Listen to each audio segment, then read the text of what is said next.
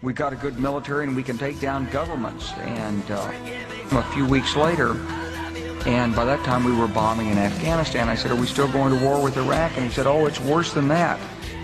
He said, I just got this down from upstairs from the Secretary of Defense office today. And he said, this is a memo that describes how we're going to take out 7 countries in 5 years, starting with Iraq and then Syria, Lebanon, Libya, Somalia, Sudan, and finishing off Iran.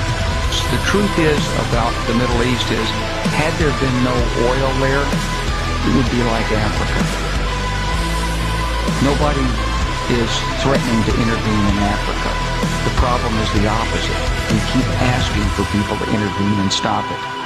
And there's no question that the presence of petroleum throughout the region has sparked great power involvement.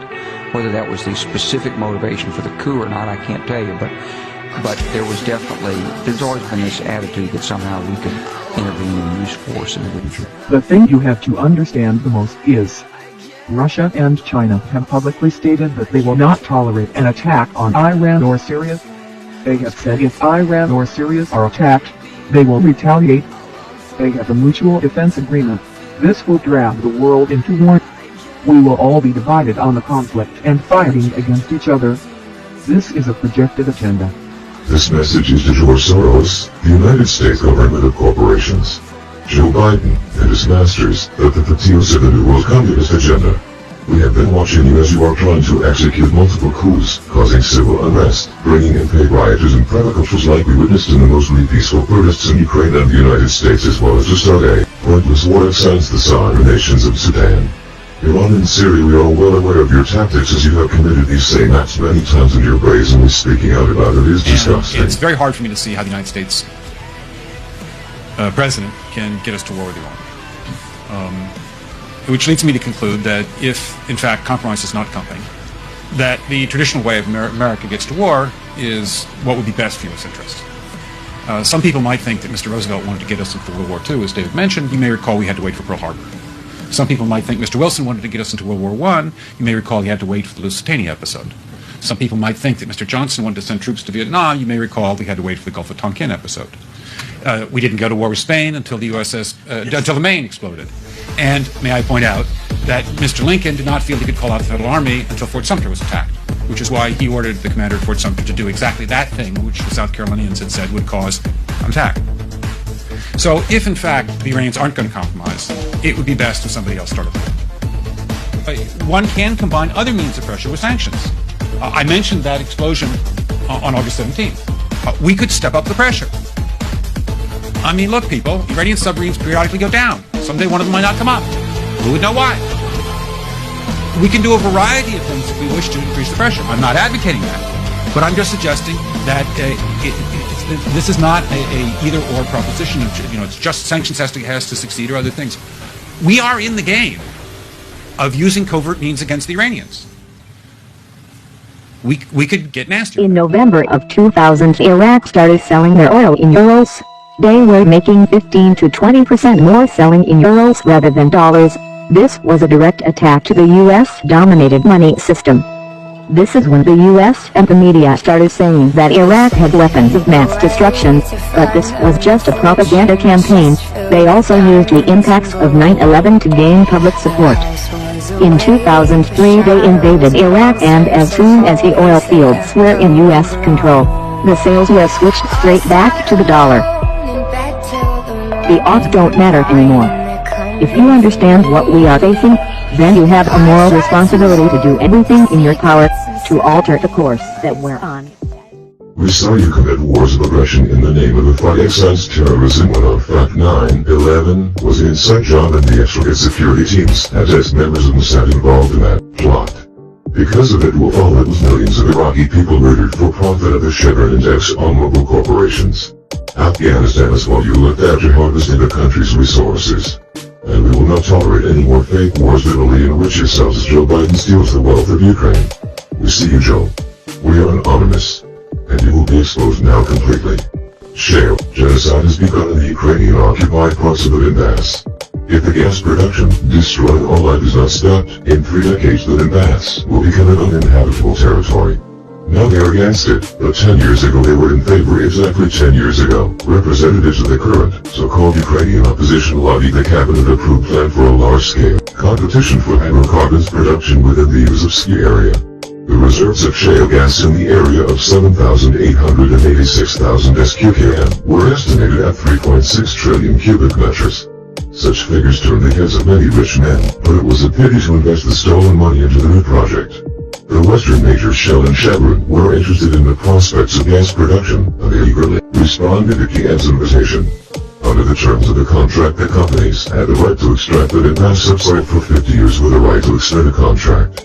The regionalists actually sold a huge part of their small muddle into foreign investors, although they were well aware of what they were condemning the Donbass region to. Hydraulic fracturing technology caused irreparable ecosystem damage. On April 24, 2013, the Donetsk Regional Administrative Court refused to accept a lawsuit filed by environmentalists and environmental organizations seeking to invalidate a resolution of the Donetsk Regional Council of January 16, 2013, which allows Shell to produce shale gas at the Yuzovsky gas field. Shell pledged to spend about $410 million on exploration work, receiving tax breaks from Ukraine. The reserved forests of northern Lugansk region, the Holy Mountains Nature Park, sanatoriums and children's health camps were due to close soon. The local authorities, which consisted of region's party members, supported foreign gas extraction of the Yuzovsky platform without unnecessary questions. On the Ukrainian side, the partner was the state-owned company Netra Ukraini. We do not need to remind you who controlled it. Joe Biden's corrupt clan is behind Ukraine's shale gas revolution. In addition to Shell and Chevron, Burisma Holdings was involved in the project. It was planned to produce shale gas in parts of Donetsk and Kharkiv regions using fracking technology, hydraulic fracturing. It looks like this. A deep vertical well is drilled with many horizontal passages. It is similar to a tree-trunking root system. Water and chemicals are pumped into the bare hill under high pressure, and then an underground explosion is carried out. The water prevents the pieces of the blasted rock from settling and the gas is forced out through the surface of the water to the outside. The environmental impact is enormous. Fracking technology gas extraction was slowed down only by greed of the Ukrainian officials, or maybe by the fact that Western special services and Soros structures were already working at full speed and kept preparing a color revolution. Because the world price of oil has dropped, Ukraine is in a stalemate. The proceeds from the sale of extracted gas do not cover the costs of its production. Nevertheless, the Verkhovna Rada raised the gas extraction toll from 20% to 70%, scaling off Chevron and Royal Shell. Soon there was a coup d'etat in Kiev. Bloody battles broke out near Sloviansk, the center of the West's planned shale revolution, bringing the field giants of Ukraine to a complete standstill. Burisma, which had been kept in the shadows by powerful partners, suddenly flourished and received licenses to develop fields from the Kharkiv into the Azov Sea. By the way, in 2014 Robert Hunter Biden, Polish President Alexander Kwasniewski, and 3 years later Joseph Black, ex-CIA Anti-Terrorism Center head, career intelligence officer and vice chairman of the American PNC Blackwater Worldwide, known as Academy, joined the Burisma Holdings board of directors. Sloviansk, which was desperately resisting the Nazis, was doomed. American mercenaries were tasked to ensure the operation of Burisma in the region at all costs. Daddy Joe Biden also did his bit for the family business. Thanks to his efforts, the Yeltsin government increased the gas tariff almost threefold. Of course, the backroom games were presented as reforms at the behest of the IMF, which had its own benefit from the fraudulent scheme. The Kiev authorities handed the country over to overseas pirates, in return for loyalty to their offshore accounts and the ability to pull off schemes under the watchful eye of U.S. handlers. Donbass shale genocide is in the interests of the new White House boss Yeltsin's successors. Burisma and SHNYGAL have continued to provide their U.S. friends with business-friendly conditions. The price of gas for citizens' needs continues to rise. The project to develop the Yuzovsky field was resumed just before the inauguration of the newly elected U.S. president. In mid-January, Naftogaz launched the development of the first Svyatogorsk shale gas field, which is located inside the company's recently acquired Yuzovsky area. Fracking gas production has started in the vicinity of the Svyatogorsk town, on the Ukrainian DPR and LPR border. There are reports that work has resumed on 3 wells drilled back in 2014 in the northern part of Lugansk region controlled by Ukraine. The wells belong to the Burisma Group, whose position in the Ukrainian gas production market has been strengthened after Biden's accession to the White House. The resumption of shale gas extraction is a disaster for the region. Fracturing of the strata entails complete destruction of the subsoil. The gas penetrating into the underground water kills the root system of trees, and after a while, a swamp emerges in the large area around the well. The Soviet-Chikhovsk field is located along the main water artery of Donbass, the Seversky Donets. The chemicals used in shale gas extraction will inevitably find their way into the river and poison the water that is vital for millions of people living in Donbass. Environmental genocide is coming. Already, the water in the Seversky Donets is contaminated by fracking wastes. And this is just the beginning of the development of the Uzovsky deposit. Under the cover of hostilities, at the actual demarcation line of the sides, the U.S.-controlled Burisma is destroying the Donbass. In just a few years, there will be no brown forests, clean lakes and a beautiful, clean river. The ancient Orthodox Soviet-Chikhovsk Assumption Monastery will be surrounded by stinking swamps. The Ukrainian colony is a new testing ground for the U.S. shale revolution. The Biden family intends to rape and pillage the Donbass land with fracking, turning once reserve land into wasteland. In a couple of fracking decades, the territory will become completely uninhabitable.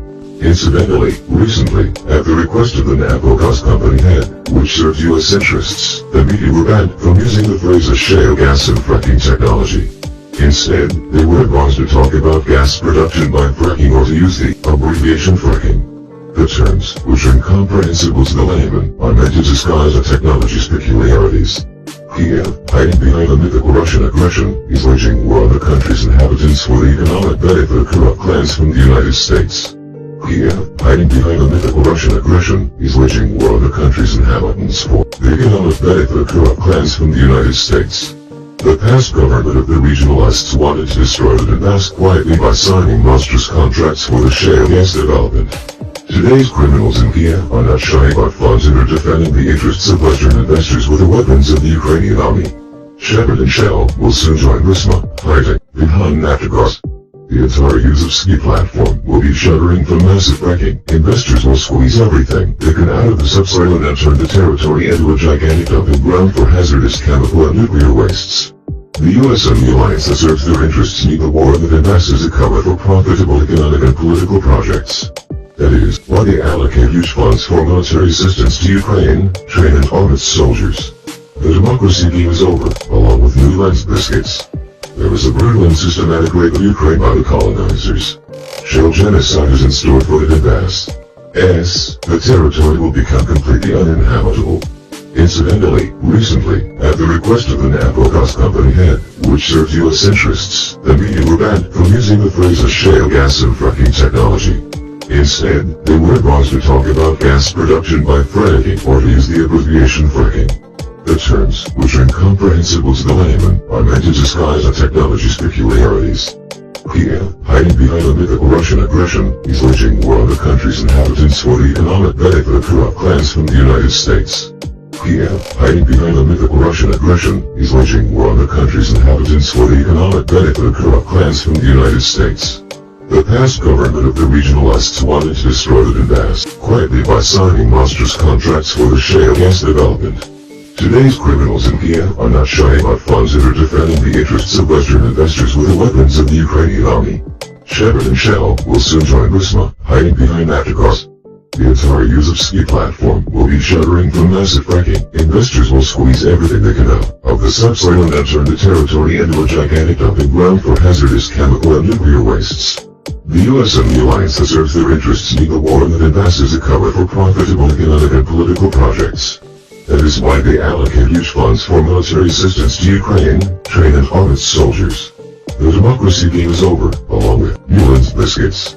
There was a brutal and systematic rape of Ukraine by the colonizers. Shale genocide is in store for the Donbass. Fracking weaponized Joe Biden's Ukraine crusade for the U.S. fracking industry, and for then Vice President Joe Biden, fracking is more than just a way to bring in vast amounts of cash. It's also a key weapon the U.S. has long war with Russia, as Biden made clear this week in Kiev. During his two-day visit in 2014 to Kiev, Ukraine, Vice President Joe Biden unfurled President Barack Obama's U.S. crisis support package for Ukraine. A key part of the package involved promoting the deployment of hydraulic fracturing fracking in Ukraine. Dean Roy, professor of accounting at York University in Toronto, describes this phenomenon in his book Doing Missionary Work. And in this case, it involves the U.S. acting as a modern-day missionary to spread the gospel of fracking to further its own interests. Biden, flagging his frequently ongoing Russian occupation of Crimea serving as the back